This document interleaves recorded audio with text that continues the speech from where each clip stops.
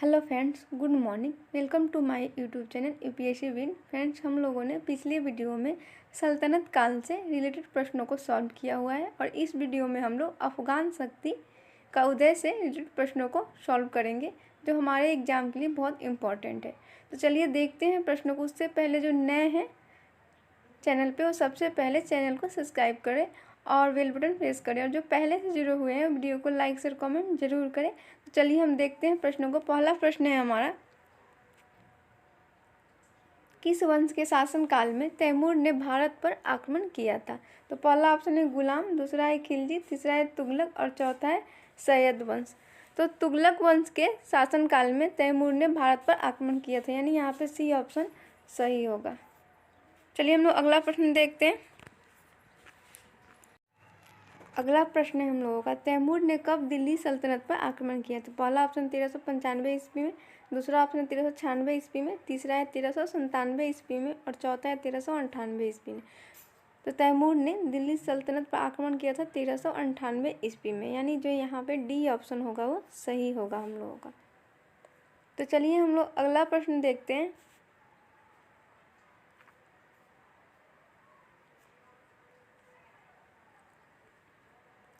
अगला प्रश्न है हम लोगों का, सरकी वंश का शासन कहाँ स्थापित हुआ था? सरकी वंश का शासन कहाँ स्थापित हुआ था? पहला ऑप्शन है जौनपुर में, दूसरा है हिसार में, तीसरा है फिरोजाबाद में और चौथा ऑप्शन है आपका दौलताबाद में।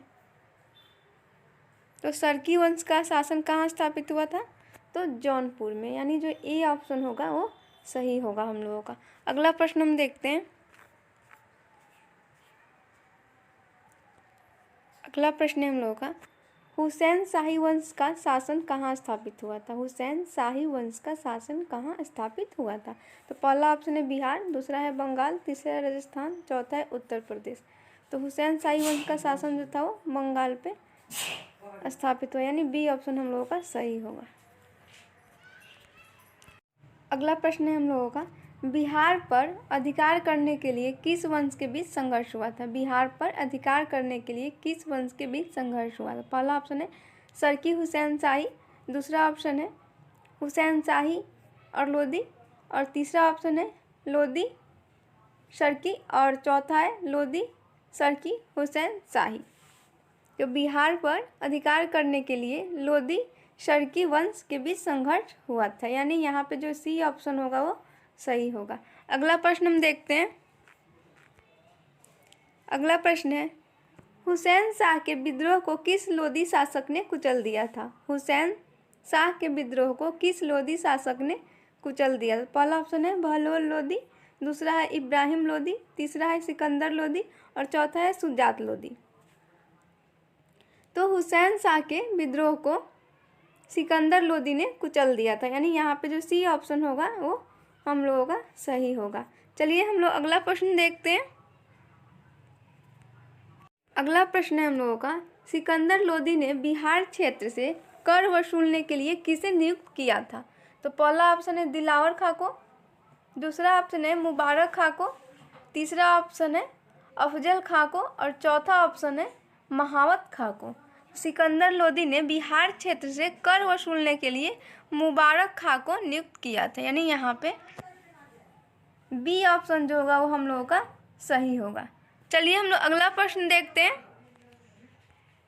अगला प्रश्न हम देखते हैं, सिकंदर लोदी एवं बंगाल के नवाब अलाउद्दीन के बीच कब युद्ध हुआ था? तो चलिए ऑप्शन देखते हैं।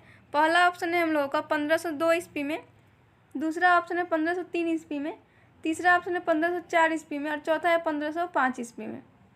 तो सिकंदर लोदी एवं बंगाल के नवाब अलाउद्दीन के बीच युद्ध हुआ था 1504 ईस्वी में, यानी जो यहाँ पे सी ऑप्शन होगा वो सही होगा हम लोगों का। अगला प्रश्न हम देखते हैं, इब्राहिम लोदी के समय बिहार के किस सूबेदार ने विद्रोह किया था? इब्राहिम लोदी के समय बिहार के किस सूबेदार ने विद्रोह किया था? तो पहला ऑप्शन है दाऊद खां, दूसरा ऑप्शन है इस्लाम शाह, तीसरा ऑप्शन है बुलेर शाह और चौथा है दरिया खां नुहानी। तो इब्राहिम लोदी के समय बिहार के किस सूबेदार ने विद्रोह किया था? तो दरिया खां नुहानी ने विद्रोह किया था, यानी यहाँ पे जो डी ऑप्शन होगा वो सही होगा। चलिए हम लोग अगला प्रश्न देखते हैं। अगला प्रश्न है हम लोगों का, निम्न में से किसका नाम बहार खां था? निम्न में से किसका नाम बहार खां था? तो पहला ऑप्शन है दरिया खां नुहानी, दूसरा ऑप्शन है इब्राहिम शाह, तीसरा ऑप्शन है बहलोल लोदी और चौथा है महावत खां। तो बहार खां किसका नाम था? तो दरिया खां नुहानी का बहार खां नाम था, यानी ए ऑप्शन जो है वो सही है। चलिए हम लोग अगला प्रश्न देखते हैं। अगला प्रश्न है, दरिया खां नुहानी की मृत्यु कब हुई थी? दरिया खां नुहानी की मृत्यु कब हुई थी? पहला ऑप्शन है 1520 ईस्वी में, दूसरा ऑप्शन है 1521 में, तीसरा है 1522 ईस्वी में और चौथा है 1523 ईस्वी में।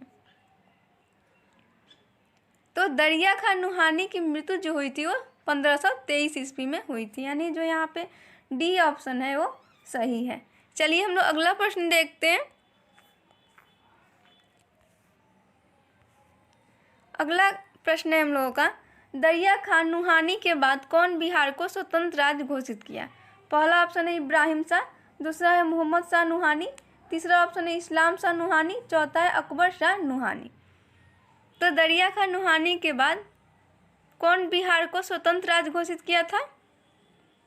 तो मोहम्मद शाह नुहानी ने, यानी यहाँ पे बी ऑप्शन हम लोगों का सही होगा। मोहम्मद शाह नुहानी ने दरिया खां नुहानी के बाद बिहार को स्वतंत्र राज्य घोषित किया। चलिए हम लोग अगला प्रश्न देखते हैं।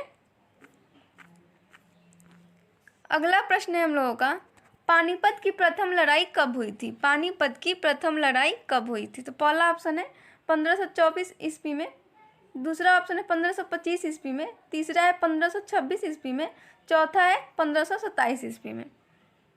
तो पानीपत की प्रथम लड़ाई जो हुई थी वो 1526 ईस्वी में हुई थी, यानी जो यहाँ पे आपका सी ऑप्शन होगा वो सही होगा। चलिए हम लोग अगला प्रश्न देखते हैं। अगला प्रश्न है हम लोगों का, पानीपत की प्रथम लड़ाई में इब्राहिम लोदी को किसने पराजित किया था? तो पहला ऑप्शन है अकबर, दूसरा है बाबर, तीसरा है जहांगीर, चौथा है औरंगजेब। तो पानीपत की जो प्रथम लड़ाई हुई थी तो इब्राहिम लोदी पराजित हुआ था बाबर के द्वारा, यानी यहाँ पे जो बी ऑप्शन होगा वो सही होगा। अगला प्रश्न हम देखते हैं।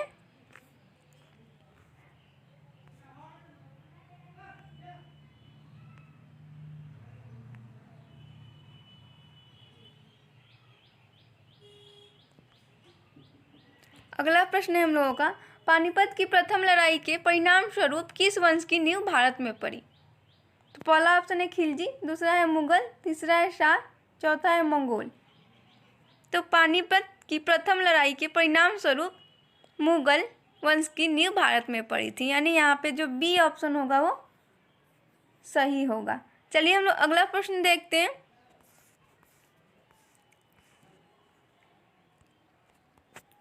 मुगल वंश की स्थापना किस शासक ने की थी? मुगल वंश की स्थापना किस शासक ने की थी? पहला ऑप्शन है इस्लाम शाह, दूसरा ऑप्शन है शेरशाह, तीसरा है बाबर, चौथा है हुमायूं। तो मुगल वंश की स्थापना जो है वो बाबर ने की थी, यानी सी ऑप्शन हम लोगों का सही होगा। अगला प्रश्न हम देखते हैं। अगला प्रश्न है, जब अफगानों ने जौनपुर पर नियंत्रण करने का प्रयास किया तब बाबर ने किसके नेतृत्व में सेना भेजी थी? तो पहला ऑप्शन है हुमायूं, दूसरा है अकबर, तीसरा है शेरशाह, चौथा है इस्लाम शाह। तो यहाँ पे होगा आपका, जब अफगानों ने जौनपुर पर नियंत्रण करने का प्रयास किया तब बाबर ने हुमायूं के नेतृत्व में सेना भेजी थी, यानी ए ऑप्शन हम लोगों का सही होगा। चलिए हम लोग अगला प्रश्न देखते हैं। अगला प्रश्न है हम लोगों का, मुगल वंश के शुरुआती चरण में दक्षिण बिहार में किसका शासन था? मुगल वंश के शुरुआती चरण में दक्षिण बिहार में किसका शासन था? तो पहला ऑप्शन है इस्लाम शाह, दूसरा है शेरशाह, तीसरा है मोहम्मद शाह, चौथा है इब्राहिम शाह। तो किसका शासन था? तो मोहम्मद शाह का शासन था, यानी यहाँ पे जो सी ऑप्शन होगा वो सही होगा हम लोगों का। अगला प्रश्न हम देखते हैं। अगला प्रश्न है, मुगल वंश के शुरुआती चरण में उत्तर बिहार में किसका शासन था?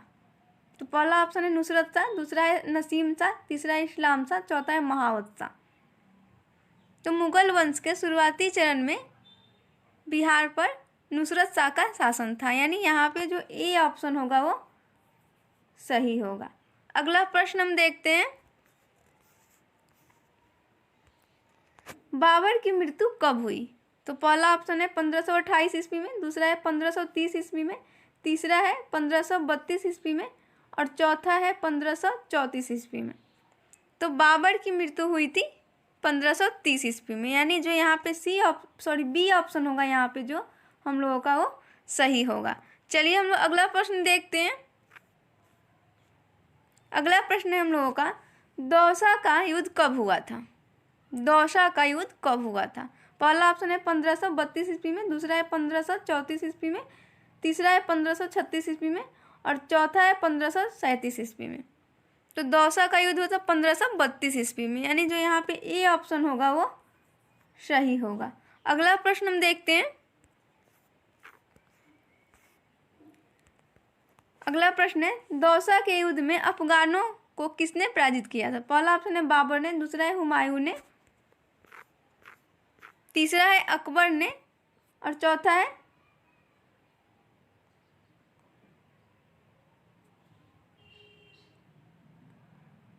औरंगजेब ने। तो दौसा के युद्ध में अफगानों को किसने पराजित किया था? तो किसने किया था? हुमायूं ने किया था, यानी यहाँ पे जो आपका बी ऑप्शन होगा वो सही होगा। चलिए हम लोग अगला प्रश्न देखते हैं।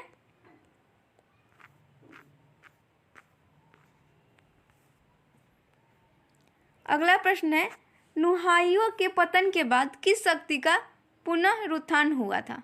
नुहाइयों के पतन के बाद किस शक्ति का पुनरुत्थान हुआ? तो पहला ऑप्शन है कररानी, दूसरा है अफगान, तीसरा है शाह और चौथा है दुर्रानी। तो अफगान शक्ति का पुनरुत्थान हुआ था, यानी यहाँ पे बी ऑप्शन सही होगा। अगला प्रश्न हम देखते हैं। अगला प्रश्न है हम लोगों का, किसके नेतृत्व में अफगान शक्ति का पुनरुत्थान हुआ था? किसके नेतृत्व में अफगान शक्ति का पुनरुत्थान हुआ था? पहला ऑप्शन है दाऊद खां, दूसरा है दरिया खां, तीसरा है महावत खां, चौथा है शेरशाह। तो शेरशाह के नेतृत्व में अफगान शक्ति का पुनरुत्थान हुआ था, यानी यहाँ पे जो डी ऑप्शन होगा वो सही होगा हम लोगों का। चलिए फ्रेंड्स, आज के लिए इतना ही, मिलते हैं हम लोग अगले वीडियो में। हाँ फ्रेंड, वीडियो को लाइक शेयर कमेंट जरूर करें। आज के लिए धन्यवाद।